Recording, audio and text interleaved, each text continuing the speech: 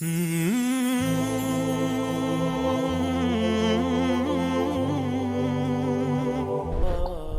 اللہ الرحمن الرحیم، الصلاة والسلام علی رسولہ الکریم وعلی آلہ وصحبہ اجمعین، اما بعد۔ انسان میں ہدایت اور گمراہی دونوں کے لیے پوری طاقت موجود ہے۔ فَأَلْهَمَهَا فُجُورَهَا وَتَقْوَاهَا۔ باہر دو دعوتیں ہیں، ایک شیطان کی ہے، فَبِمَا أَغْوَيْتَنِي لَأُزَيِّنَنَّ لَهُمْ فِي الْأَرْضِ وَلَأُغْوِيَنَّهُمْ أَجْمَعِينَ۔ اس نے بھی یہ نیت کی ہے کہ میں تمام انسانوں کو گمراہ کر دوں، اور دوسری دعوت انبیاء کی ہے جو خیر کی طرف ہے۔ الف لام را کتاب انزلناہ الیک لتخرج الناس من الظلمات الی النور، وہ کہتا ہے وَلَأُغْوِيَنَّهُمْ أَجْمَعِينَ، یہاں کہتا ہے لِتُخْرِجَ النَّاسَ مِنَ الظُّلُمَاتِ إِلَى النُّورِ۔ دونوں طرف مکمل تشکیل کے ارادے ہیں۔ اللہ تعالیٰ یہ چاہتا ہے کہ تمام بنی نوع انسان ظلمت سے نکل کر ہدایت پر آ جائے۔ شیطانی یہ چاہتا ہے کہ اجمعین، ایک بھی جنت میں نہ جائے، سارے جہنم میں چلے جائیں۔ یہ دو نظام اللہ کے رسول تک بڑے واضح تھے، اس سے پہلے تک، کہ جب گمراہی پھیلتی تو ایک نبی خالص اس کام کے لیے آ جاتا تھا، اس کو اور کوئی کام نہیں ہوتا تھا۔ اِنَّا أَرْسَلْنَا نُوحًا إِلَىٰ قَوْمٍ، کہ براہ راست ان کو اس کے لیے بھیجا جائے قوم کی طرف۔ وَإِلَىٰ عَادٍ أَخَاهُمْ هُودٌ وَإِلَىٰ ثَمُودَ أَخَاهُمْ هُودًا وَإِلَىٰ مَدْيَنَ أَخَاهُمْ هُودًا وَلَقَدْ أَرْسَلْنَا مُوسَىٰ بِآيَاتِنَا۔ تو عیسیٰ علیہ السلام تک بڑی واضح اور کوئی خلط ملط چیز نہیں تھی کہ دعوت کے لیے مستقل داعی آتا تھا، وہ صبح سے شام اس کو اور کوئی کام نہیں ہوتا تھا۔ رب انی دعوت قومی لیلا ونہارا فقد ابلغتکم رسالات ربی اور نصحت لکم اور ابلغتکم وبلغ ما انزل الیک من ربک۔ جب اللہ کے رسول صلی اللہ تعالی علیہ وسلم تشریف لائے تو وہ بھی داعی بن کر آئے، وہاں بھی کوئی اشتباہ نہیں تھا۔ جب آپ چلے گئے تو امت کو دعوت کے لیے منتخب کیا گیا۔ اب آ کر معاملہ سنگین اور سخت امتحان ہو گیا کہ ایک طرف ان کے ساتھ وہ سلسلہ نہیں ہے جو انبیاء کے ساتھ تھا، وہ وحی نہیں، وہ عصمت نہیں، وہ غیبی نظام ایسا نہیں ہے۔ یقیناً نبی اور غیر نبی کا فرق تو ہوتا ہے۔ دوسرا، ان کے ساتھ ان کے معاشی مسائل، ان کے سماجی مسائل، ان کے عائلی مسائل، پھر سیاست بیچ میں آ گئی کہ اللہ نے حکومت دے دی، اقتدار دے دیا، حکومت کے اپنے تقاضے پیدا ہو گئے۔ قرن اول کے بعد عربوں سے علم منتقل ہو کر عجم میں چلا گیا کہ عرب جہاں بانی میں لگ گئے، ملک گیری میں لگ گئے، سیاست میں لگ گئے، علم سارے کا سارا موالی کے پاس چلا گیا۔ یہ جو آخری مفتی تھے، رئیس المفتین سعودی عرب کے شیخ بن باز رحمۃ اللہ علیہ، یہ عرب نہیں تھے، یہ موالی میں سے تھے، موالی میں سے تھے۔ وہ جو اس وقت کے خاندان آباد تھے یہ ان میں سے تھے۔ تو عبد الملک ابن مروان نے ایک دفعہ شعبی سے پوچھا کہ حجاز کا کون ہے مفتی؟ ان کا عطاء بن ابی رباح۔ کہا وہ عجمی ہے کہ عرب ہے؟ کہا عجمی ہے۔ موالی ہے کہ عرب ہے؟ کہا موالی ہے۔ کہا یمن کا کون ہے؟ کہا طاؤس یمانی۔ کہا وہ موالی میں سے ہے کہ عرب میں سے؟ کہا موالی میں سے۔ کہا شام کا کون ہے؟ کہا مکحول ہے۔ کہا تو اس کا مصر کا کون ہے؟ کہا حبیب بن کچھ ہے۔ اور خراسان کا ضحاک بن قیس ہے۔ کہا عراق کا۔ تو شابی کہنے لگے میرے جی میں کہوں حماد، لیکن میں اس کے تیور دیکھ کے یہ سمجھ رہا تھا کہ اگر میں نے کسی غیر عرب کا نام لیا تو یہ مجھے قتل کر دے گا۔ تو میں نے کہا عراق کا ہے ابراہیم نخعی، تو تھا تو 19-20 کا فرق۔ ابراہیم نخعی بھی بہت بڑا نام ہے، لیکن شعبی کہتے ہیں میری ترجیحات تھیں حماد کے لیے، لیکن مجھے ڈر لگا کہ یہ مجھے مار دے گا۔ تو جب میں نے کہا ابراہیم نخعی تو اس نے کہا تو نے میرے اوپر سے ایک بوجھ ہٹا دیا، اب اگر تو کسی موالی کا نام لیتا تو میں مر جاتا۔ سبب کیا تھا کہ حکومت عرب کو ملی نا، تو وہ جیسے آج پیسہ عرب کو ملا ہے تو وہ حفظ کرنا چھوڑ گئے، علم کی گہرائی ختم ہوتی چلی جا۔ حکومت سعودیہ نے حفظ کرنے پر انعام رکھا ہوا ہے، لیکن میں وہ حرمین میں ہے نا حفظ کے مکاتب، مدینہ میں بھی مکہ میں بھی، میں وہاں پھرتا ہوں دیکھتا ہوں تو کوئی عرب بچہ حفظ کرتا نظر نہیں آتا، حتیٰ کہ امارات والوں نے بڑا انعام رکھا ہے حفظ قرآن کا، لیکن کوئی عرب بچہ حفظ نہیں کرتا۔ وہاں بھی امارات میں بھی عجم کے بچے حفظ کر رہے ہیں۔ تو اب دعوت اس امت کا منصب تھا لِتَكُونُوا شُهَدَاءَ عَلَى النَّاسِ، سارے عالم کے انسانوں تک اللہ کا پیغام پہنچانا، لیکن اس کے ساتھ اتنی چیزیں اور شامل ہو گئیں کہ وہ روح، میں تو سید سلیمان ندوی رحمۃ اللہ علیہ نے جو مقدمہ لکھا ہے مولانا الیاس کے بارے میں جو کتاب لکھی ہے مولانا علی میاں رحمۃ اللہ علیہ نے، تو مولانا الیاس اور ان کی دینی دعوت، تو اس کے شروع میں سید سلیمان ندوی بہت بڑی شخصیت ہیں، انہوں نے مقدمہ لکھا ہے کہ اس امت کا اصل کام تھا دعوت الی اللہ، پر افسوس کہ 100 سال بھی نہ گزرے کہ امت اپنا کام بھول گئی، انہوں نے تو پہلی صدی میں ہی اس کو ختم کر دیا۔ اور کچھ ایسی بے وزن بات نہیں، وہ تو خیر بے وزن میں کا تبصرہ کرنے والا ہوتا کون ہوں، تو بہت بڑی شخصیت ہیں، ان کی بات بڑی تحقیق کے ساتھ اور بڑی محققانہ ہے، اللہ نے ان کو بہت کچھ نوازا تھا۔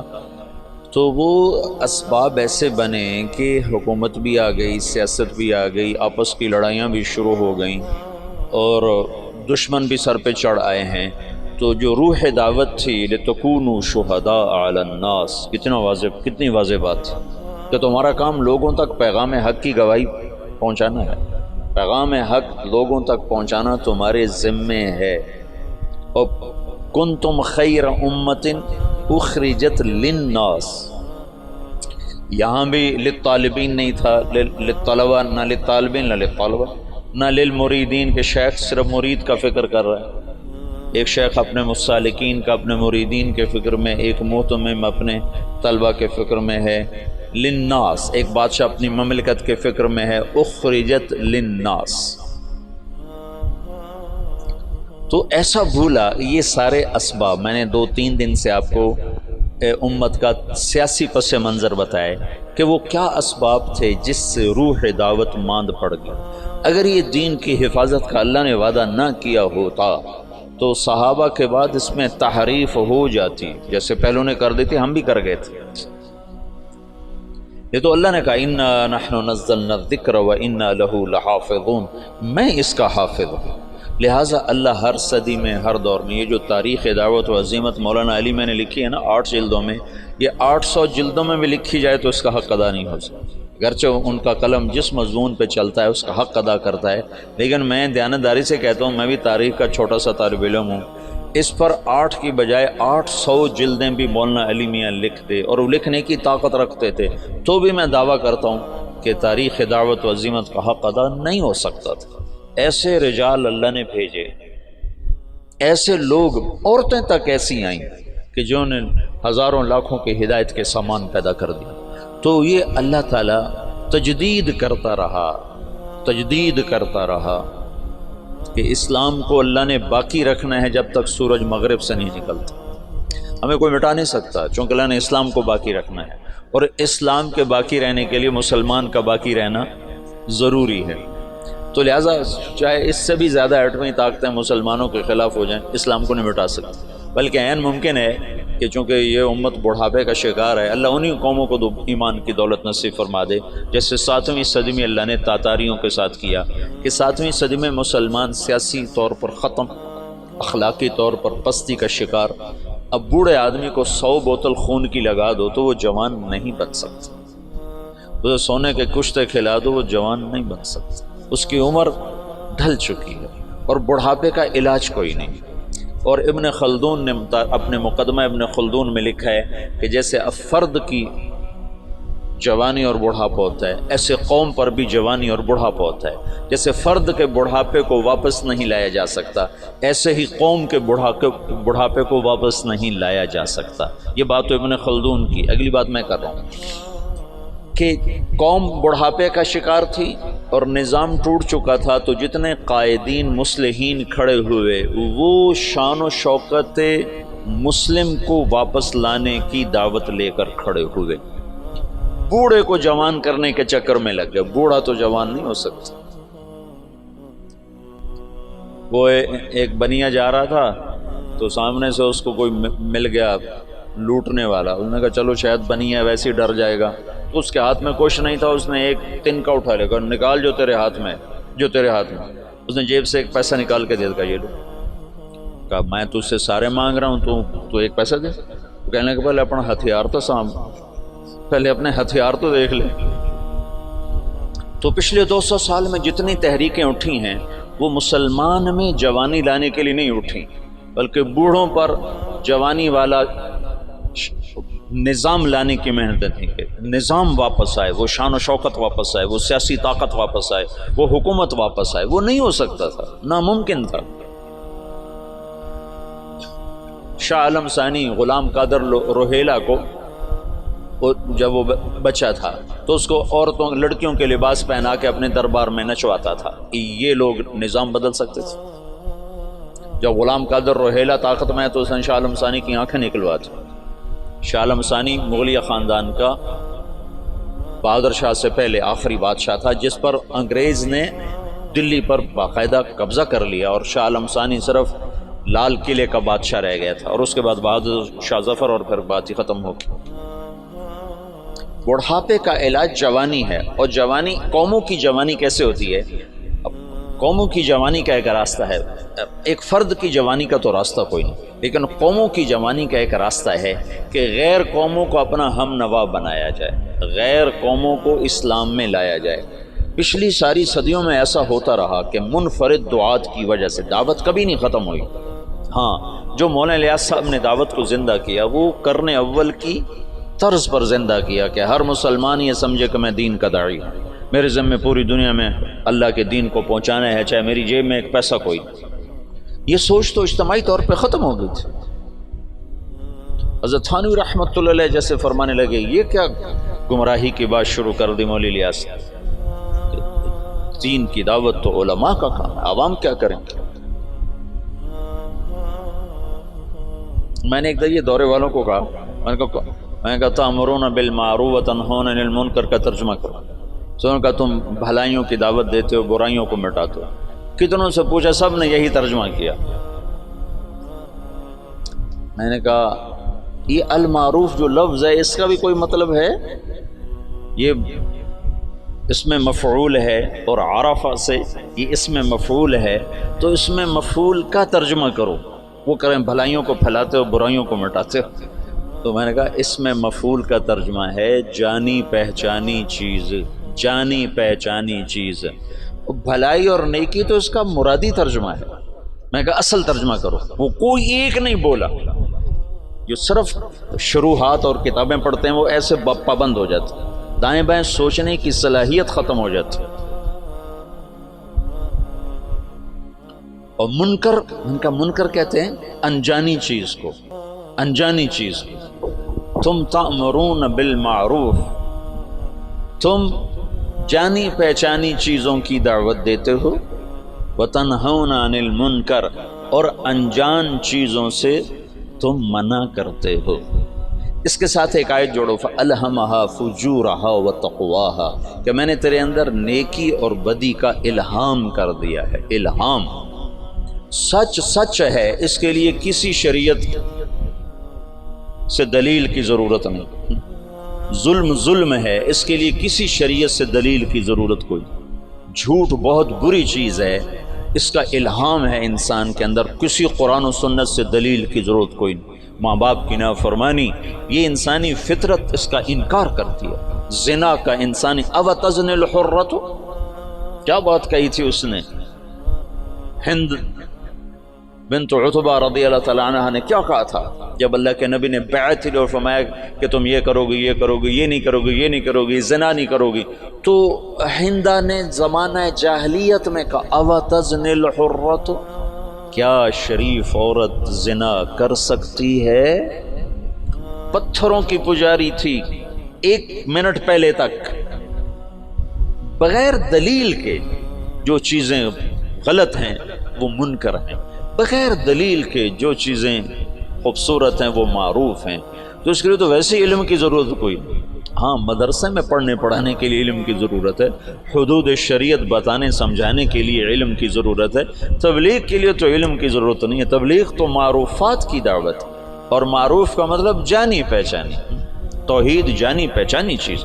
افلا ينظرون الى الابل كيف خلقت والى السماء كيف رفعت والى الجبال كيف نصبت والى الارض كيف سطحت، یہ سارے جو اللہ تعالیٰ بتا رہا ہے یہ وہ چیزیں ہیں کہ جو بغیر دلیل کے ٹھکتی ہیں۔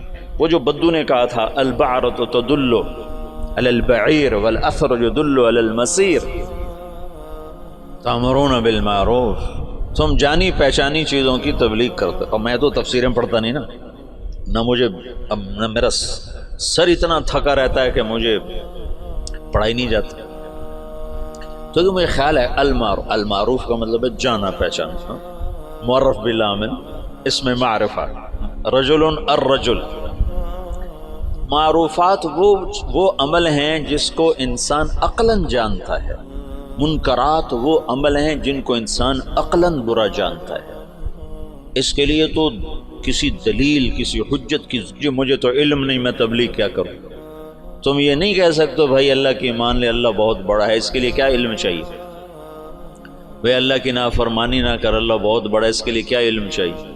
بھائی اللہ کے رسول کی مان لے دونوں جہان کی کامیابی کا راستہ لے کر آئیں، اب دوزخ سے بچ جا جنت والا بن جا، یہ تبلیغ ہے؟ منکر دیکھتے او غلط یہ منکر، ہاں کیا زبردست چیز ہے، یہ معروف ہے جس کے لیے ہمیں کسی دلیل کی ضرورت ہی نہ ہو۔ حلال حرام کے لیے دلائل چاہیے، تو یہ منکرات میں سے ہیں لیکن کھلے میں سے نہیں ہیں، یہ علم کی چیز ہے، یہ مدارس اس کے لیے بنائے گئے ہیں، اور دعوت تو ایک عام ہے۔ ان پڑھ میواتیوں نے عالم کو ہلا کے رکھا۔ مولانا علی میاں تشریف فرما تھے رحمۃ اللہ علیہ، ایک میواتی اٹھا مولانا الیاس صاحب کے بیان سے، تو پیچھے بیٹھتے کہنے لگے میاں جی کیا سمجھے کہ کوئی یقین کی بات کر رہو، یقین اللہ پر یقین، اللہ پر یقین کو یقین کی بات کر رہو، یہ ان کا مخاطب تھا۔ تبلیغ کے لیے علم نہیں چاہیے، مدرسے کے لیے علم چاہیے۔ معروفات وہ ہیں جو ایک ان پڑھ بھی کہے ہاں واہ کیا زبردست چیز، اور بے کی شروط اور بے فاسد بے باطل، یہ تو سارے وہ منکرات ہیں جو بڑے چھپے ہوئے ہیں، ان کے لیے دلائل چاہیے۔ اور ماں باپ کی نافرمانی کھلا منکر، سر عام شراب پینا یورپ میں بھی برا سمجھا جاتا ہے، جہاں شراب کے بغیر وہ ایک پل نہیں زندہ رہ سکتے، وہاں بھی ایسے شراب پینا برا سمجھا جاتا ہے، کھلے عام کو شراب پینا۔ میں اتنا یورپ امریکہ پھرا ہوں، میں نے کسی کو سڑک پہ شراب پیتا نہیں دیکھا، الگ پیتے ہیں، پینے کی جگہ الگ ہیں ان کی۔ ان کے ہاں جو زنا کا مفہوم ہے ان کے ہاں کہ کسی عورت سے زبردستی کر رہا ہوں، پورے یورپ میں کسی کو جرت نہیں کہ کسی عورت کو ہاتھ لگاتا، لیکن ننگی لڑکیاں پھر رہی ہوتی تو کسی کو جرت نہیں کہ ہاتھ لگاتا۔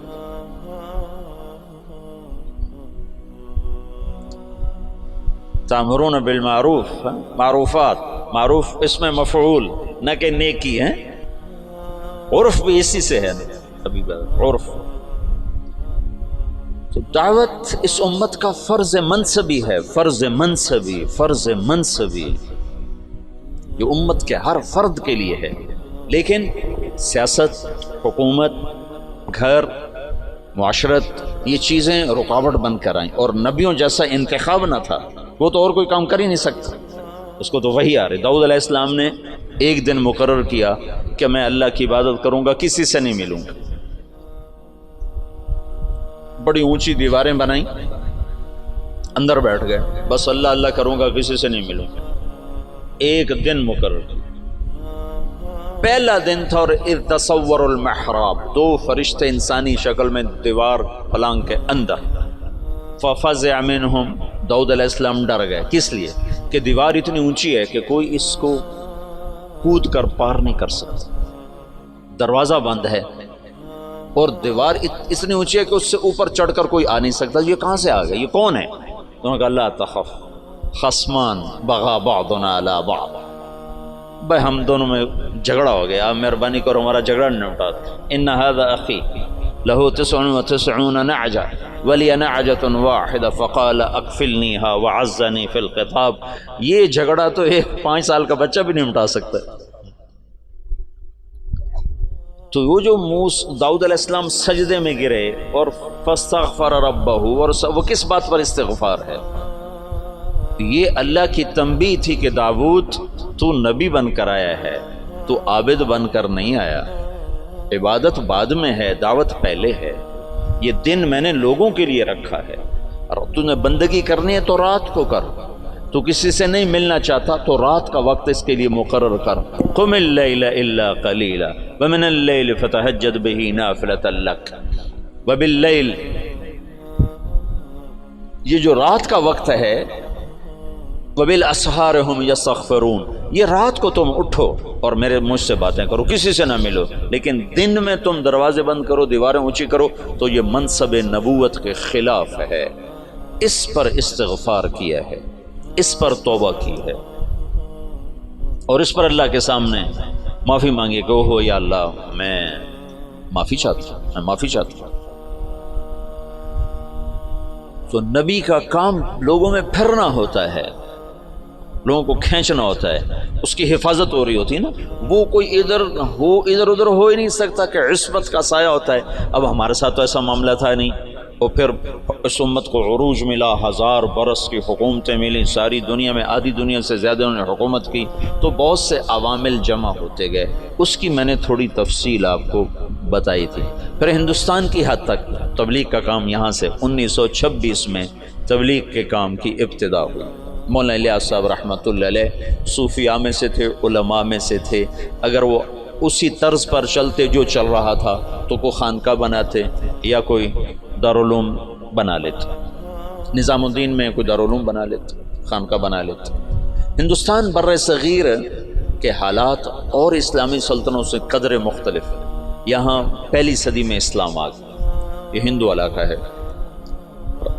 یہ جو سری لنکا ہے, یہاں عرب تاجروں کے ذریعے سے یمن سے جو آتے تھے بحری جہاز, ان کی تبلیغ سے یہاں اسلام آ گیا. اور یہاں کا جو راجہ تھا وہ تو مسلمان نہیں تھا, لیکن عوام الناس میں اسلام آ گیا. اور یہ جو ساتھ مالدیپ ہے, مالدیپ کوئی 2500 جزیروں کا ملک ہے. مالدیپ 2500 جزیروں کا ملک ہے, اور وہ جزیرے لمبے سے لمبا جزیرہ 11 کلومیٹر ہے, اس کا نام ہے مالے. اسی میں ان کا دارالحکومت ہے. باقی سارے جزیرے بس ایسے جیسے تمہارا مدرسہ ہے, اتنا ایک جزیرہ ہوگا, ایسے وہ چھوٹے چھوٹے جزائر پر ہے. عنبر وہاں بہت نکلتا ہے, اللہ نے ان کو رزق دیا ہوا ہے عنبر کے ذریعے سے. تو یہ ان جزائر سے ایک قافلہ جا رہا تھا. اس میں یہاں کچھ عرب قبائل آباد ہو گئے تھے. تو ایک قافلہ بحری جہاز پر سری لنکا کے بادشاہ نے تحفے تحائف ولید بن عبد الملک کو دی, ان سے دوستی لگانا چاہتا تھا. تو جب یہ کراچی کے قریب گزرا بحیرہ عرب سے, تو تیبل یہ دریائے سندھ کے کنارے تھا. یہ سندھ کا بہت بڑا شہر تھا اس وقت. تو وہاں سندھ کے ڈاکوؤں نے بحری جہاز پہ حملہ کیا اور قافلہ بھی لوٹ لیا, اور عورتوں کو بھی قید کر لیا, مردوں کو کچھ قتل ہو گئے. تو ایک عورت پکاری, یا للحجاج یا للحجاج یا للحجاج.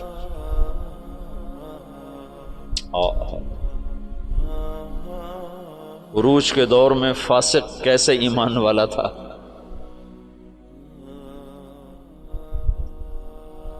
تو کچھ جو لوگ انہوں نے مال لوٹنے کے بعد کچھ لوگ چھوڑ دیے تھے. تو یہ لٹا پٹا قافلہ جب پہنچا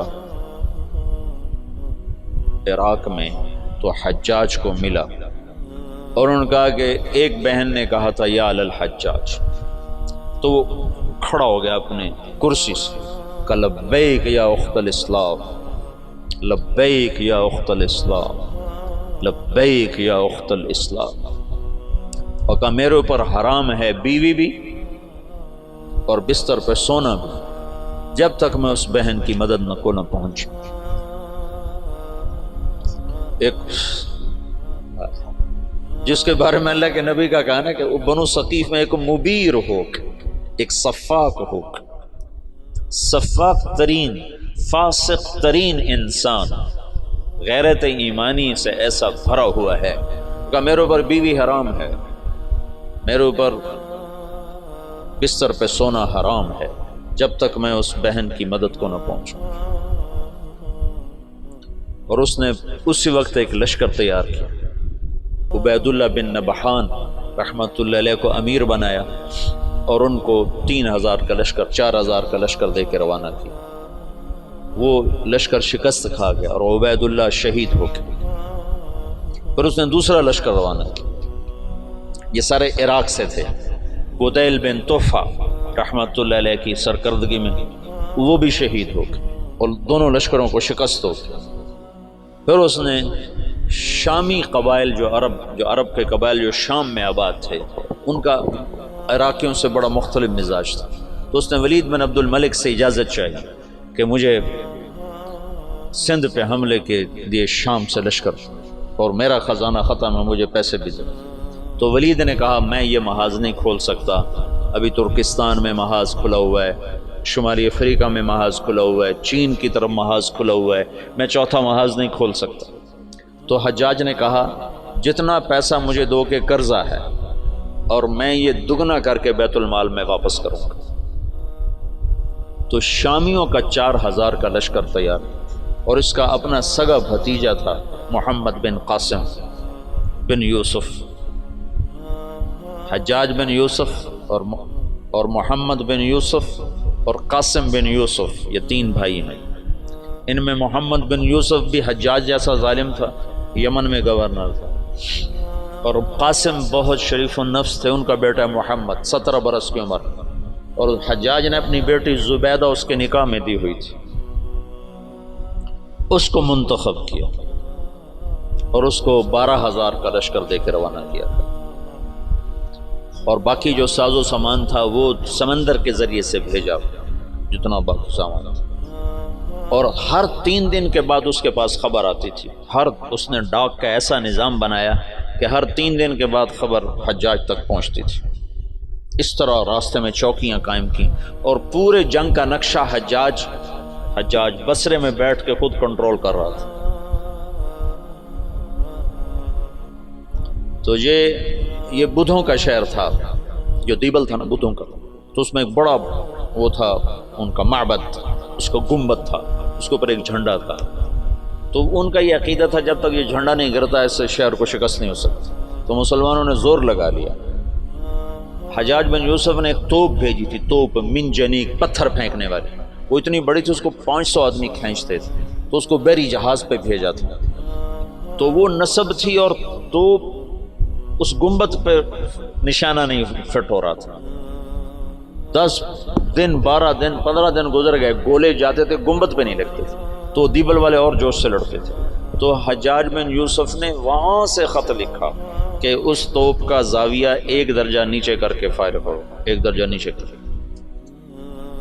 اور محمد بن قاسم اس دن خود توپ پر آئے، ان کا آج میں خود پھینکوں گا۔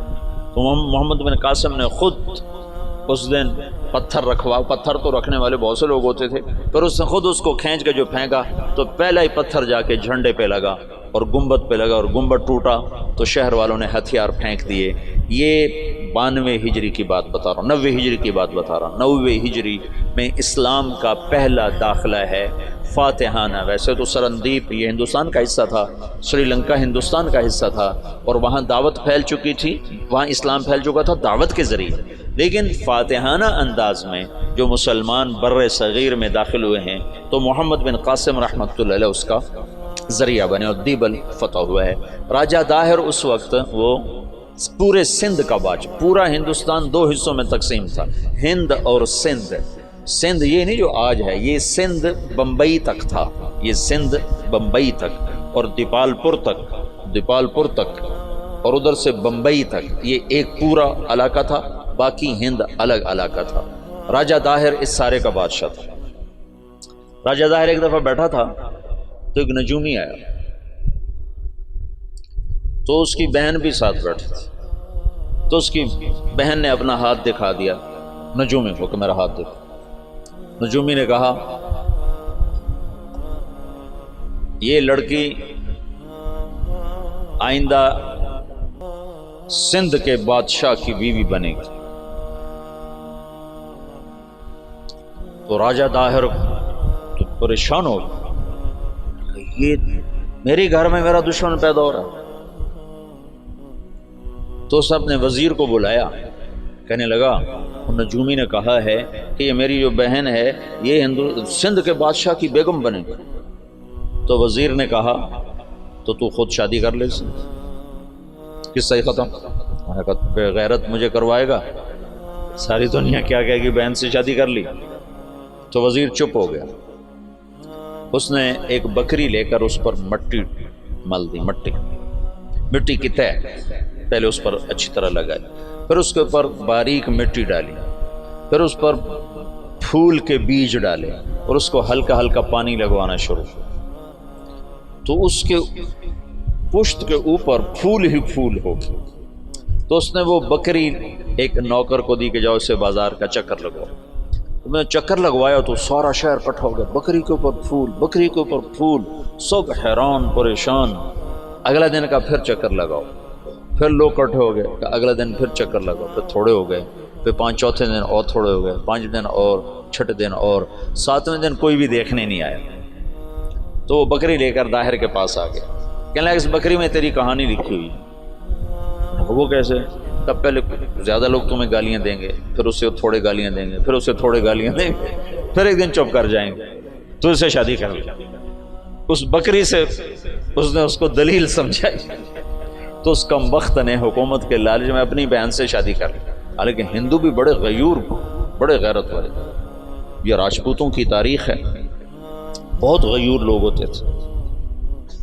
یہ تو آپس کی لڑائیوں کی وجہ سے بے وقوفی کی حد تک آپس میں لڑتے تھے، تو غیروں کو ان پر چھا جانے کا موقع اس وجہ سے ملتا تھا۔ تو وہ اس نے اپنی بہن سے شادی کر لی۔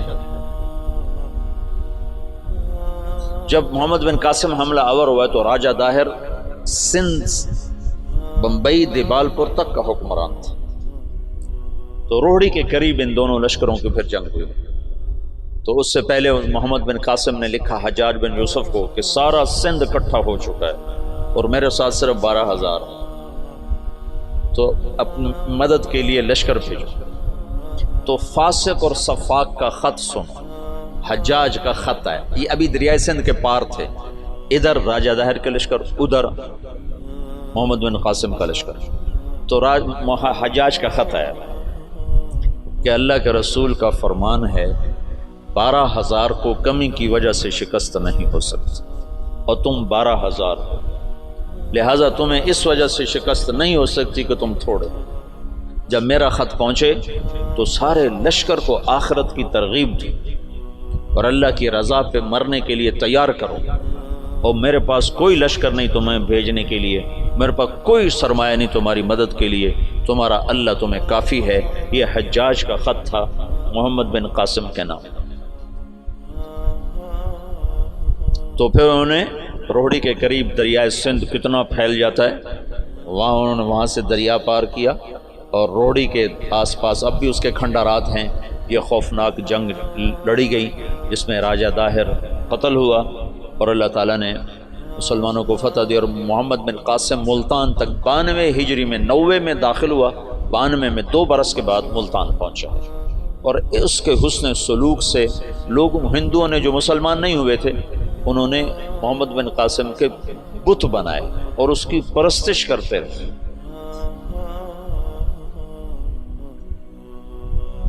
یہ اس طرف سے 92 ہجری میں اسلام داخل ہوا ہے۔ پھر اس کے بعد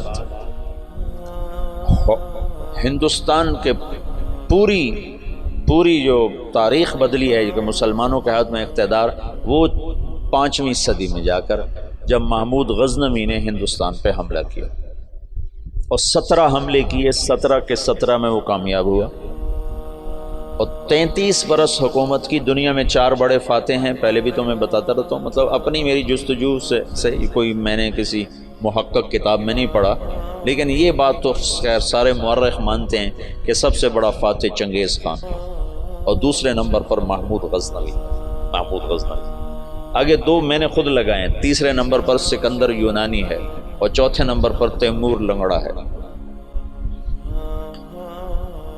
مجھے اس پہ بڑا غصہ آتا ہے، کم بخت نے بڑے مسلمان ذبح کی۔ میں حیران ہوں تفتہ زانی کیسے اس کے ساتھ رہتا تھا، تو ایسا صفاق کم بخت تھا۔ وہ جب شہر پہ حملہ کرتا تو پہلے دن سفید جھنڈا لہراتا، اس کا مطلب تھا کہ اگر تم دروازے کھول دو گے تو ہم صرف تمہارا مال لوٹیں گے، تمہیں کچھ نہیں کہیں۔ دوسرے دن سرخ جھنڈا لہراتا تھا کہ اب ہم تمہارے فوجی قتل کریں گے، تمہارا مال لوٹیں گے، تمہیں کچھ نہیں کہیں۔ تیسرے دن سیاہ جھنڈا لہراتا تھا کہ اب جتنے بھی ذی نفس ہیں سب کو قتل کریں گے اور تمہارا مال بھی لوٹیں گے، اور وہ کمبخت ایسا ہی کرتا رہا۔ میرا تو کبھی کبھی جی چاہتا ہے کہ اس کا خاتمہ بھی ایمان پہ نہ ہوا ہو، ایسا اس نے ظلم کیا۔ باقی اللہ غفور الرحیم ہے، ہم اس کی رحمت کو نہ بند کر سکتے ہیں نہ پابند کر سکتے ہیں۔ چاہے تو ابو جہل کو جنت میں ڈال دو، اسے کوئی پوچھنے والا نہیں ہے۔ یہ خطا اللہ نہ کرے ہم سے ہو کہ ہم اللہ کی رحمت کوئی پابند بنا دیں۔ ہم کم ظرف ہیں نا، کم ظرفی کی وجہ سے کسی پہ زیادہ غصہ آ جاتا ہے، کسی کے ساتھ ہمدردیاں وابستہ ہو جاتی ہیں، کسی پر قہر چڑھ جاتا ہے، لیکن اس کی رحمتی وسعت کل شیء، تو اس کی رحمت کے آگے خربوں تیمور بھی ہوں تو بخشے جا سکتے ہیں، ایک تیمور کی کیا بات ہے۔ تو محمود غزنوی فاتح ہند ہے، اس نے ہندوستان کے لیے اسلام کا دروازہ کھولا اور 33 برس کی حکومت، اور فاتح عالم ثانی ہے۔ چنگیز خان کے بعد یہ دوسرے نمبر کا شاہ سوار ہے۔ وہ کافر تھا، 2 کافر 2 مسلمان، ایک کافر نما مسلم، ایک کھرا مسلمان۔ سب سے پہلے سلطان کا لقب پانے والا محمود غزنوی ہے۔ سلطان کا جو لقب سب سے پہلے ملا ہے وہ محمود کو ملا ہے، سلطان محمود غزنوی۔ اس کا باپ غلام تھا، غلام سبکتگین غلام تھا۔ یہ گیا شکار کھیلنے، تو ایک ہرنی کا بچہ اس نے شکار کیا، تو اس کو اٹھا کر اس نے گھوڑے پہ رکھا، ذبح نہیں کیا، گھوڑے پہ رکھا، گھر جا کے ذبح کروں، اور واپس موڑا۔ ایسے اس کے پیچھے نظر پڑی تو اس نے دیکھا وہ اس بچے کی ماں اس کے پیچھے آ رہی تھی، تو اس نے اس کو دیکھا تو اسے ترس آیا، تو اس نے بچے کو چھوڑ دیا۔ تو بچہ جا کے ماں سے جو ملا تو ہرنی نے تشکرانہ یوں سبکتگین کے آگے یوں سر جھکایا کہ تیری بڑی مہربانی۔ رات کو سبکتگین نے خواب دیکھا کہ تو نے مخلوق پہ رحم کیا، اس کے سلے میں اللہ نے تیری اولاد کے لیے بادشاہی کا فیصلہ کر دیا۔ تو سبکتگین نوکر سے ایک صوبے کا گورنر بنا، اور محمود غزنوی آدھی سے زیادہ دنیا کا بادشاہ بنا، اور غزنی پوری دنیا کا کسی زمانے میں سب سے خوبصورت شہر بنا۔ میں جب پڑھتا تھا رائمنڈ میں تو میں نے خواب دیکھا کہ میں اپنے آبائی قبرستان گیا جہاں ہمارے بزرگ دفن ہیں، وہاں سے نکلا تو 2 کتے میرے پیچھے لگے، ایک کالا ایک سفید۔ تو میں نے ایک کتے کو پکڑا ٹانگوں سے اور دوسرے کتے پہ مارنا شروع کیا، مار اس دونوں کو ختم کر دیا۔ تو وہاں مجھے 2 خرگوش کے بچے نظر آئے، تو میں نے وہ اٹھا لیے۔ یہ وہ دور تھا جب جنگل زیادہ ہوتا تھا اور خرگوش کا شکار کیا کرتے تھے، کبھی جالی کے ساتھ کبھی کتوں کے ساتھ، پھر ان کو بھوننا پکانا، یہ وہ غالباً وہی لاشعور کی بات ہوگی۔ تو میں نے وہ خرگوش کے بچے اٹھا لیے اور میں چل پڑا۔ پیچھے مڑ کے دیکھا تو خرگوش نہیں یوں دیکھ رہے، تو مجھے خواب میں سبکتگین یاد آ گیا۔ خواب میں اس نے بھی ہرنی پہ رحم کھایا تھا، تو میں نے دونوں بچے چھوڑ دیے۔ تو میں نے کہا یا اللہ ہرنی پہ رحم کھانے پر تو نے سبکتگین کو حکومت عطا فرمائی تھی. یہ مقام میں دعا کر رہا ہوں، میں تجھ سے حکومت کا طلبگار نہیں، میں تجھ سے چاہتا ہوں تو مجھے سارے عالم کی ہدایت کے لیے قبول فرما لے. یہ خواب میں نے دعا کی اور پھر میں نے گھر کی طرف چلنا شروع کیا. 2 قدم چلا تو میں ہوا میں اڑنے لگا، پھر میں اڑتا ہوا گھر پہنچا. یہ آج مجھے کوئی 35 سال کے بعد خواب یاد آیا ہے، وہ سبکتگین کی وجہ سے یاد آ گیا. تو محمود 33 سال کی حکومت کے بعد فوت ہوا ہے 416 ہجری میں. 1974 میں غزنی میں زلزلہ آیا اور محمود کا مزار بھی ٹوٹ گیا، قبر بھی پھٹ گئی. ظاہر شاہ کا مرحوم کا زمانہ تھا، تو اس نے قبر کو دوبارہ اور گنبد کو، مزار کو دوبارہ بنوانے کا حکم دیا. تو انہیں ساری قبر کھول دی. ساری قبر کھودی تو اندر کچھ بھی نہیں تھا. تو ان کو جستجو ہوئی تو انہوں نے تھوڑا سا اور کھدائی کی، تو پھر نیچے سے ایک اور وہ لحد نکل آئی. لحد، وہ جو اس لحد میں اس کا تابوت پڑا ہوا تھا، لکڑی کا تابوت، صحیح سلامت، جیسے کوئی ابھی رکھ کر گیا. اور اس کو اس وقت قبر میں گئے ہوئے 1000 برس ہو چکے ہیں. 1000 برس. وہ لکڑی سلامت ہے. تو ان کو جستجو ہوئی، جب لکڑی سلامت ہے تو اندر پتہ نہیں کیا ہوگا. تو ایک فرانسیسی انجینئر تھا، وہ کھول رہا. تو اس نے پیچ کھول کے جب ڈھکن اٹھایا تو بے ہوش ہو کے پیچھے گرا، یوں گرا. تو پیچھے جو مسلمان تھے انہوں نے آگے دیکھا تو محمود اپنے تابوت میں ایسے پڑا تھا جیسے ابھی سویا، اور اس کا سیدھا ہاتھ سینے پر تھا یہاں، اور اس کا کفن یہاں تک ہٹا ہوا تھا. آدھا سینہ اس کا ننگا تھا اور سینے پر ہاتھ تھا، اور ایسے سویا تھا جیسے ابھی کوئی اس کو سلا کر گیا. تو انہیں ہاتھ کو اٹھا کر دیکھا تو نرم گوداز. تو پھر اس کو رکھا، بند کیا، وہاں دوبارہ اس کو دفن کیا. میرے محبوب صلی اللہ علیہ وسلم ایسی زندگی لائے ہیں کہ مسجد کا امام نہیں، 3 بر اعظم کا بادشاہ بھی مرنے کے بعد ایسے اعزاز پا سکتا. شہید بھی نہیں ہے، تبھی موت مرا ہے. ٹی بی میں ٹی بی ہو گئی تھی، تب تک ٹی بی سے مرا تھا. اور قبر اس پر ایسے فدا ہے کہ اس کے بال کو بھی نہیں اکھیڑا. ایسی زندگی اسلام ہمیں دیتا ہے کہ مر کے بھی زندہ رہ جاؤ.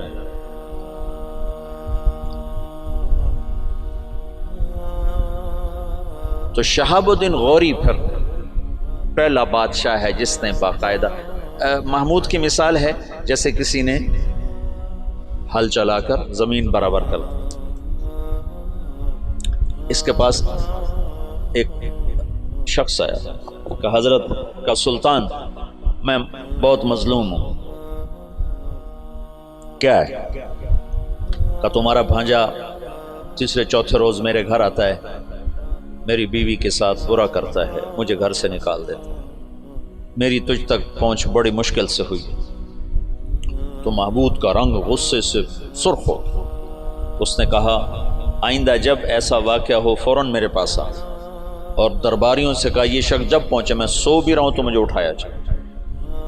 تیسری رات وہ آیا، تیسری رات بھاگتا ہوا.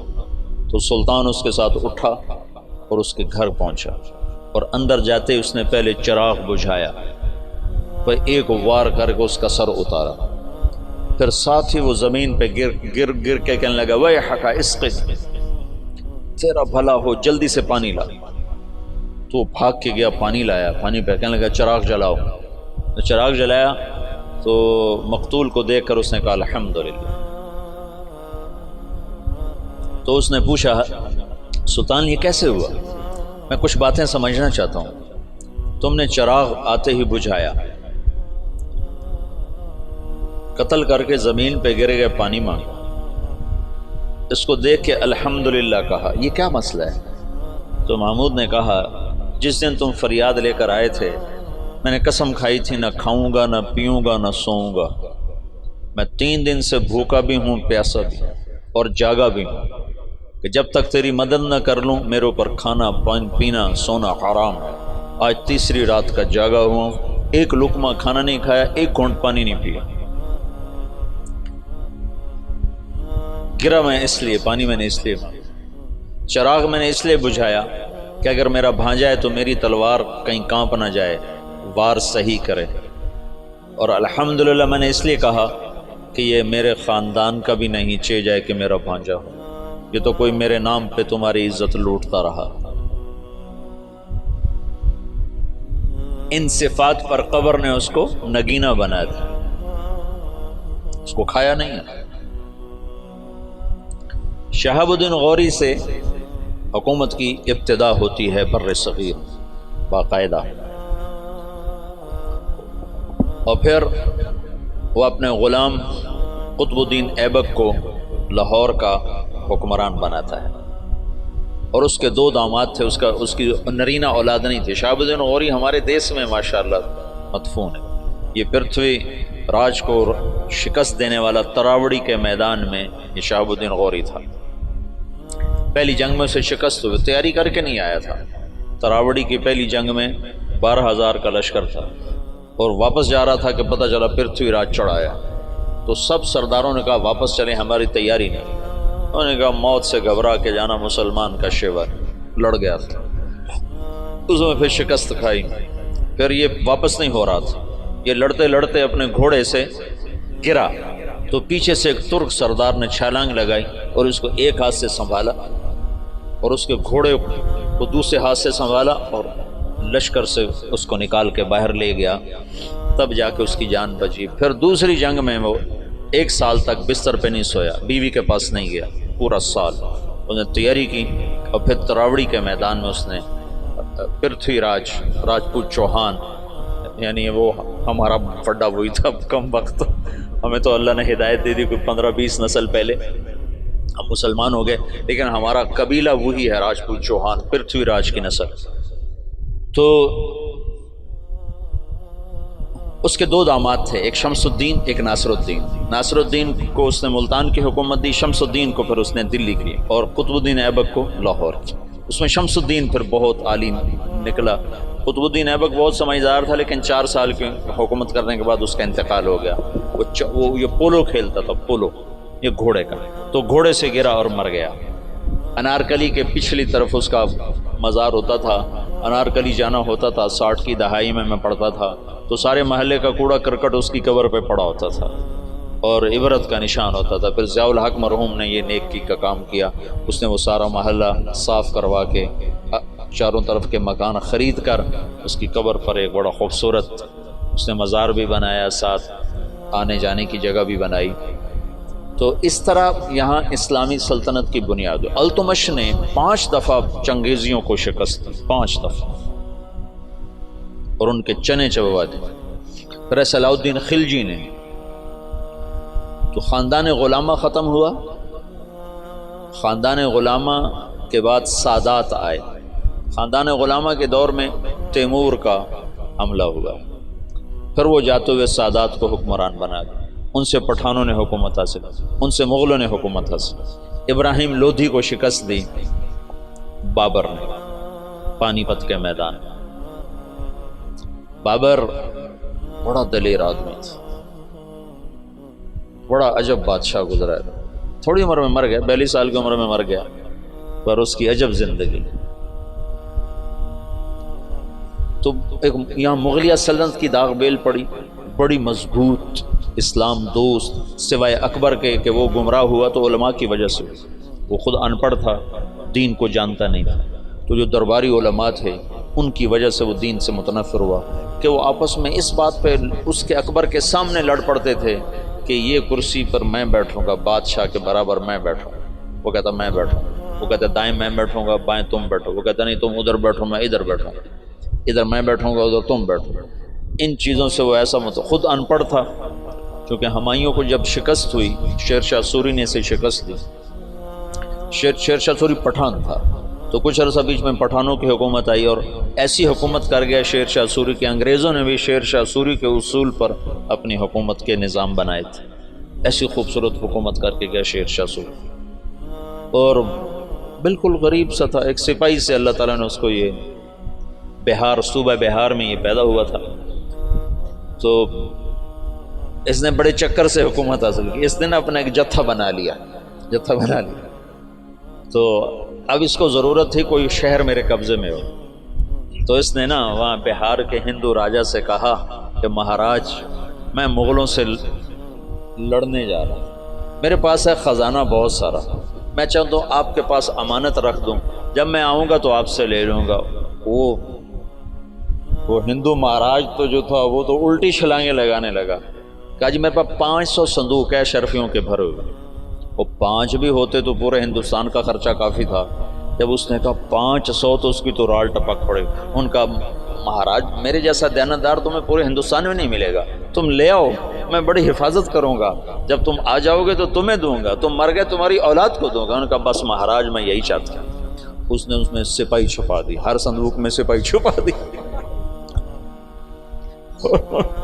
بند کروا کے ریڑیوں پہ لدوا کے اس نے قلعے کے اندر بھجوا دی۔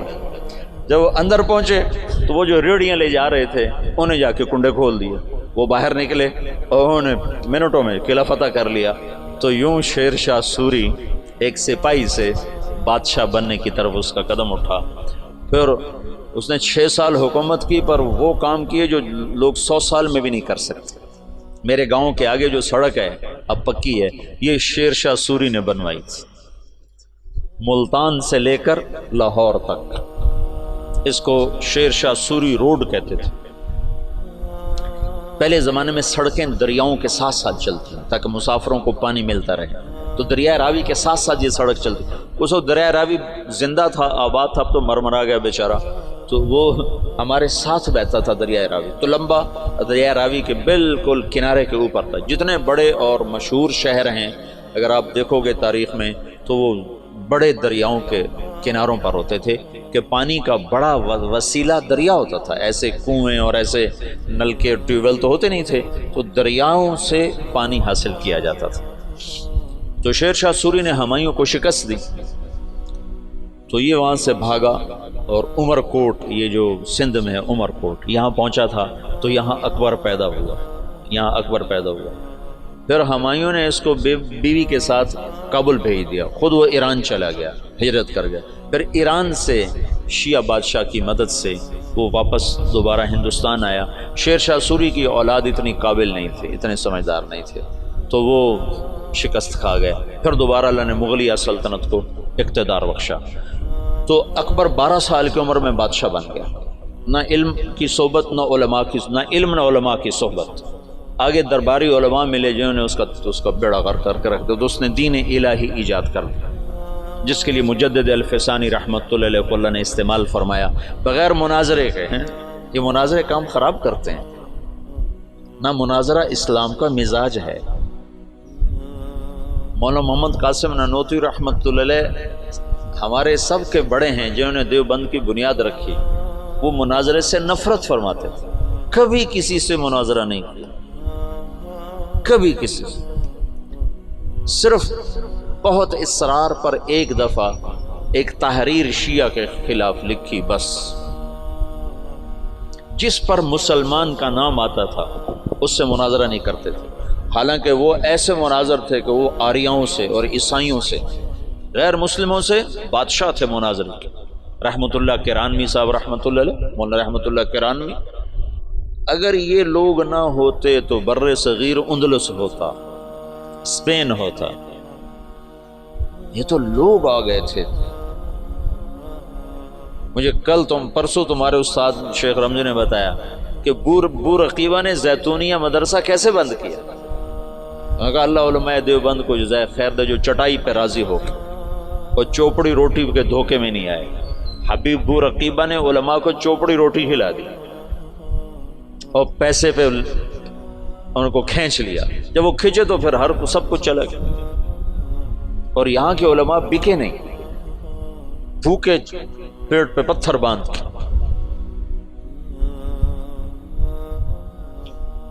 حضرت نانوتوی کو نا والی دکن حیدرآباد نے خط لکھا کہ حضرت آپ میرے پاس تشریف لائیں، میں آپ کو 500 روپے مہینہ تنخواہ دوں گا۔ 500 روپے مہینہ 50 لاکھ روپیہ مہینہ ہے آج کا، 50 لاکھ روپیہ مہینہ۔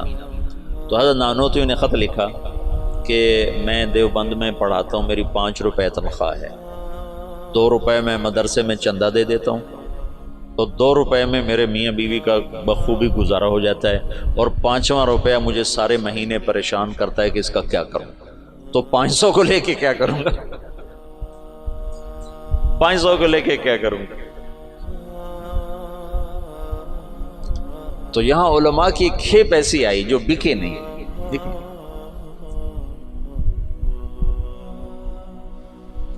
تو درباری علماء نے اکبر کا ستیہ ناش کر کے رکھ دیا۔ دین الہی اس نے ایجاد کیا علماء سے تنگ آ کر، ان درباری علماء سے تنگ آ کر۔ مجدد الفسانی رحمۃ اللہ علیہ نے بغیر مناظرے کے دین الہی کو مٹا دیا، کسی ایک جگہ مناظرہ نہیں کیا، حالانکہ لا الہ الا اللہ محمد الرسول اللہ اکبر ذل اللہ یہ کلمہ تھا، یہ کلمہ تھا اکبر ذل اللہ۔ اس کو رد کرنا کتنا آسان تھا مناظرے سے۔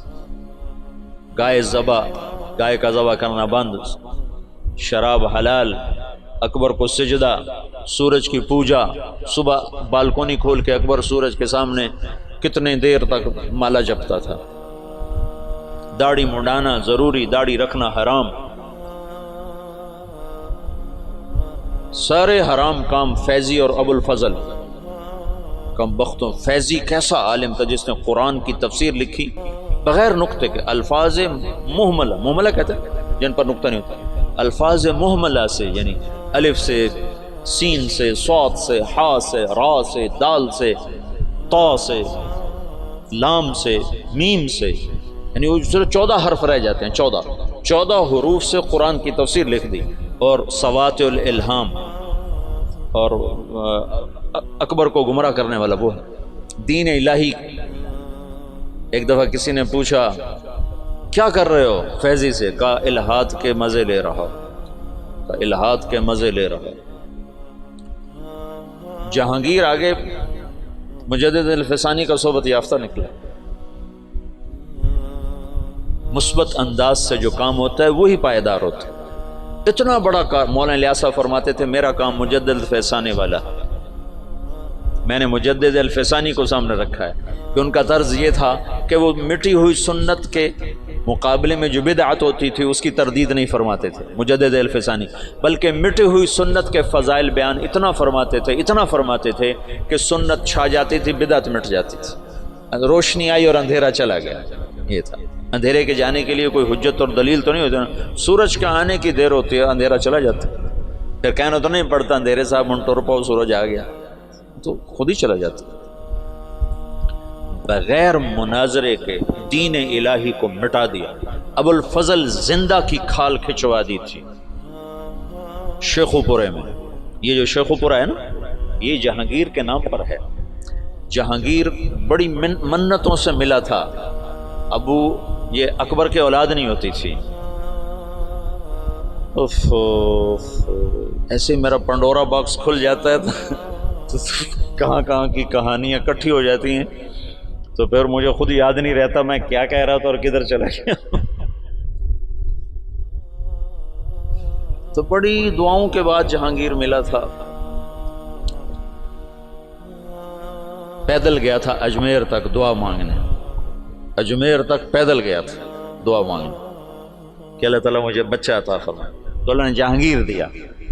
اس کی نخلیت، جہانگیر بہت نیک متقی بادشاہ، اس پر ایسے ہی بہت زیادہ افتراء ہیں، بہتان ہیں، بہت سارے، کچھ کمیاں تھی بھی سی بادشاہوں میں ہوتی ہیں، لیکن اس کا یہی بہت بڑا احسان ہے کہ اس نے دین الہی کو ختم کیا۔ تو یہ شیخو پورہ جہانگیر نے آباد کیا تھا۔ اکبر اپنے بیٹے جہانگیر کو شیخو کہا کرتا تھا پیار سے، شیخو بابا، شیخو بابا۔ ویسے نام اس کا سلیم تھا، جہانگیر اس کا لقب تھا، اور شیخو اس کا ابا اسے کہا کرتا تھا، شیخو بابا۔ تو اس نے یہ ہرن مینار بھی جو بنایا ہے، اس کا ایک ہرن تھا جہانگیر کا، اسے بہت پیار کرتا تھا، وہ مر گیا، اس کے غم میں اس نے ہرن مینار بنایا۔ تو یہاں شیخو پورہ میں اب اس نے باپ کے خلاف بغاوت کی تھی اکبر کے بیچ میں، تو ابو الفضل اس نے بھیجا تھا سفیر بنا کے، بھئی میرے بچے سے بات کیا چاہتا ہے، حکومت تو تیری ہے، تو میرے خلاف کیوں آتا ہے؟ تو جب ابو الفضل آیا تو اس نے زندہ کی کھال اتروا، کہا تو ہے میرے باپ کو گمراہ کرنے والا، زندہ کی کھال اتروائی تھی اس نے۔ اکبر نے کہا شیخو بابا میں تو ذبح شدہ بکری کی کھال نہیں اترتے دیکھ سکتا، تو نے میرے یار کی کھال ہی زندہ اتار دی۔ ان کا بابا یہ تیرا یار نہیں، یہ تیرا سب سے بڑا دشمن جس نے تجھے اس دین اسلام سے برگشتہ کر دیا۔ چنانچہ آخری 5 سال میں اکبر طائب ہو گیا تھا، اور تس کے جہانگیری جو جہانگیر کی سوانح ہے اس میں جہانگیر نے لکھا ہے کہ آخری وقت میں بابا نے صدر جہاں کو بلوایا جو مفتی دلی تھے، اور ان سے فرمایا کہ میرے سرانے بیٹھ جاؤ، سورہ یاسین پڑھ۔ تو صدر جہاں نے سورہ یاسین پڑھنی شروع کی، اور میرے باپ نے سننا شروع کیا، پھر آہستہ سے کلمہ پڑھا اور روح پرواز کر گیا۔ تو مجدد الفسانی رحمۃ اللہ علیہ نے بغیر مناظرے کے اتنے بڑے فتنے کو دبا دیا۔ یہ آج کل کے بیچارے کیا مناظروں کے ذریعے سے فتنوں کو دبا سکتے ہو؟ تو فتنوں کو ہوا دینے والی چیز ہے۔ سنو، اعتراض کا جواب نہیں ہوتا، سوال کا جواب ہوتا ہے۔ سن رہے ہو؟ اعتراض کا جواب نہیں ہے۔ انتم خیر ام عبد اللہ، عتبہ بن ربیعہ کہہ رہا ہے انا اعلمکم بالشعر والسحر والکہانہ، مجھے بھیجو میں محمد سے بات کرتا ہوں۔ کہ جاؤ بات کرو۔ تو وہ آ کر کہتا ہے یا محمد انت خیر ام عبد اللہ، تو اللہ کا نبی چپ۔ انت خیر ام عبد المطلب، اللہ کا نبی چپ۔ کہ آنے والا سائل نہیں ہے، آنے والا معترض ہے، معترض کا جواب نہیں ہوتا۔ اعتراض کا جواب دیں گے وہ کوئی اور ڈال دیں گے، پھر آپ اس کا جواب وہ کوئی اور ڈال دیں گے۔ یہ تو کہانی ایسے دیکھتے نا، جواب در جواب در جواب در جواب، اس کی کوئی انتہا ہے؟ میری بات سنو، اعتراض کا جواب نہیں ہوتا، سوال کا جواب ہوتا ہے، اشکال کا۔ یہ بات میں نے مولانا سعید خان صاحب رحمۃ اللہ علیہ سے بارہا سنی، پھر اس کو سیرت سے پرکھا۔ انتم خیر ام عبد اللہ، ابھی یہ ایک ہی حدیث میرے سامنے آئی، اور اللہ کہے چپ۔ انتم خیر ام عبد المطلب، چپ۔ کہ عتبہ سائل بن کر نہیں آیا ہے، معترض بن کر آیا ہے، اس کو جواب نہیں دیا جا سکتا۔ وہ لمبی بات کرتا رہا، آپ خاموش رہے۔ جب وہ خاموش ہو گیا تو آپ نے کسی ایک بات کا جواب نہیں دیا، ایک بات کا۔ عتبہ میرے پاس جو ہے وہ میں تمہیں سنا دیتا ہوں۔ حامیم والکتاب المبین انا انزلناہ، کیا ہے؟ قرآنا عربی، حامیم والکتاب المبین قرآنا عربی لقوم یعلمون بشیرا ونذیرا فاعذر اکثرهم فهم لا یسمعون وقولوا قلوبنا فی اکنۃ مما تدعونا الیہ سے لے کر فإن اعرضوا فقل انذرتکم صاعقۃ مثل صاعقۃ عاد وثمود، یہاں تک قرآن پڑھ کے سنا دیا۔ انا انزلناہ قرآنا عربیا لقوم یعلمون بشیرا ونذیرا فاعرض اکثرهم فهم لا یسمعون۔ اس کو پڑھتے چلے جاؤ۔ یہ سارا قرآن سنا، ایک بات کا جواب نہیں، ایک بات کا۔ تمہیں جوش اٹھتا ہوگا کہ ہم جواب لیں گے، ہم جواب لیں گے، اور اس لیے کہ اگلا سائل ہی نہیں ہے، اگلا تو معترض۔ ایک جاٹ کے منہ سے نکل گیا کوا سفید ہوتا ہے، کالا نہیں ہوتا۔ انہیں کہا میاں کالا ہوتا، انہیں کہا نہیں ہوندہ ہی بگا، چٹا ہوندہ ہی نہیں۔ تو انہیں کہا چلو مناظرہ کرو مناظرہ۔ تو اس کی بیوی نے کہا مر جاویں کالا ہوندہ ہے، تو کدے آکھے جانا پہ؟ اس نے کہا میں مننا ہی نہیں کالا ہوندہ تو میں کون منے سے؟ میں مننا ہی نہیں، تو تم کیسے بے وقوف ہو جو کوے کو سفید کہنے والے کو منانا چاہتے ہو؟ کیوں وقت ضائع کرتے ہو؟ اس سے بات کر لو جس کا ذہن صاف ہے۔ معترض کا جواب نہیں ہے۔ تو آج کل اعتراض ہیں، سوال نہیں ہے۔ سائل کا ضرور جواب ہے، اشکال کا جواب ہے، سوال کا جواب ہے، اعتراض کا جواب نہیں ہے۔ مناظرے، جواب در جواب، یہ سب وقت ضائع کرنے کی چیزیں۔ حضرت تھانوی رحمۃ اللہ علیہ نے فرمایا بہت سے فتنے اس لیے فتنے بن گئے کہ علماء نے اس کا جواب دینا شروع کر دیا، اگر جواب نہ دیتے تو اپنی موت آپ مر جاتے۔ یہ تحفۃ العلماء کی تمہیں سنا۔ تو بہت سے فتنے اس لیے فتنے بن گئے کہ علماء نے ان کا جواب دینا شروع کر دیا۔ اگر وہ چپ ہو جاتے تو اپنی موت آپ مر جاتے. تو مجدد الفسانی رحمۃ اللہ علیہ نے اتنے بڑے فتنے کو مٹایا بغیر جواب، بغیر مناظرے. سبحان اللہ، عجب بندہ تھا. اور نقش بندی سلسلے کے بادشاہ، جس کے آخری بادشاہ مولانا خان محمد صاحب دنیا سے تشریف لے، اور تو دنیا اندھیر ہو گئی، بستی اجڑ گئی. ان اللہ لا ينتزل علم انتزاعا ہے نا، بل يقبضه بقبض العلم.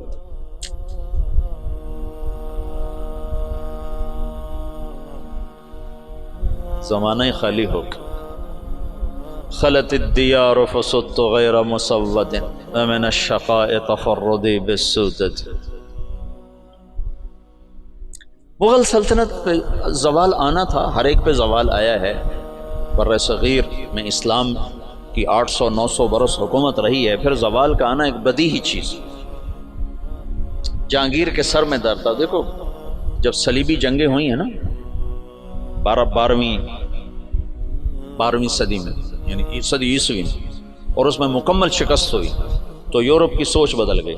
جیسے 1945 میں جب جاپان پہ بم گرایا امریکہ نے، ہیروشیما ناگاساکی، تو ان کا صدر تھا ہیرو ہیٹو. اس نے کہا اب ہم ان سے علم کے میدان میں جنگ لڑیں گے، ہم ہتھیار کی جنگ ہار گئے. تو اس نے اپنی نسل کو اٹھا کے یورپ بھیجا، امریکہ بھیجا، انہیں اعلیٰ تعلیم دلوائی، پھر ان کے ذریعے سے ساری ٹیکنالوجی کا جاپانی زبان میں ترجمہ کروایا، پھر اس پہ لگایا. آج وہ اتنا بڑا عفریت بنا ہے کہ امریکہ اس کے سامنے بلی کی طرح بن چکا ہے. تو مغرب نے سوچا کہ ہم ان کو میدان میں شکست نہیں دے سکتے، تو انہیں اپنے علم کو اپنا میدان بنایا. جہانگیر کے سر میں درد ہے، آرام نہیں آ رہا. اب طب یونانی میں کوئی ایسی دوائی نہیں کہ سر درد اور فوری آرام آ جائے، کوئی ایسی دوائی نہیں. تو انگریز جو تھے وہ انہوں نے کالونیاں بنا لی تھی تھوڑی تھوڑی، تجارت کے لیے. تو ان کے خواب و خیال میں بھی نہیں تھا کہ مغل سلطنت سے ہم ٹکر لینے والے ہیں. تو ایک انگریز ڈاکٹر تھا، اس نے اس کو گولی پیش کی کہ جناب آپ یہ کھائیں. 15 منٹ کے بعد جہانگیر کا درد دور ہو گیا. کہا تم کیا بلا کھلائی ہے مجھے؟ وہ سر درد کا کہا مانگ کیا مانگتا ہے؟ تو کم بخت ایسے سیانے تھے، اپنے لیے کچھ نہیں مانگے. کہا میری قوم کو تجارت کی باقاعدہ اجازت تھی. انہوں نے کہا اجازت ہے. شاہ جہان کے دور میں لوگوں نے بھانپا کہ یہ تو خطرناک لوگ ہیں، تو اس کو کہا کہ ان کو نکال دیا جائے. انہوں نے کہا یہ کیا پدی کا شور، بھائی ہمارا کیا بگاڑ سکتا. اس کو یہ نہیں پتا تھا کہ آگے یہ پدا بن جائے گا. لیکن تو تاریخ ہے، زوال و عروج و زوال ساتھ ساتھ چلتے ہیں. تو اورنگزیب عالمگیر کے بعد ایک دم زوال ہے. میں نے یہ دیکھا ہے کہ جس بادشاہ نے لمبی حکومت کی اس کا اگلا وارث انتہائی نکما. سلیمان اعظم کہلاتا ہے. سلیمان اعظم جو سلاطین عثمان ہیں، یہ ترکی کے جو تغرل، میں نے تغرل کی کہانی سنائی تھی نا آپ کو، عثمان سے عثمانی. اس میں سلیمان کو کہتے ہیں سلیمان اعظم. اس نے آدھے سے زیادہ یورپ فتح کیا، الجزائر فتح کیا، عرب، پتہ نہیں کہاں کہاں اس کی حکومت. اس نے 50 سال حکومت کی. اس کا اگلا بیٹا نکما. ادھر 50 سال اورنگزیب نے حکومت کی، اگلا بیٹا نکما ترین معظم انتہا. اور 25 سال وہ دارالحکومت سے غائب رہا جہانگیر. یہ اس کی بڑی سیاسی غلطی تھی کہ 25 برس دارالحکومت سے باہر گزار، دکنی ریاستوں کے خلاف لڑتے تو پیچھے سازشوں سے پک گیا. چلو باقی انشاءاللہ پھر کل کرو.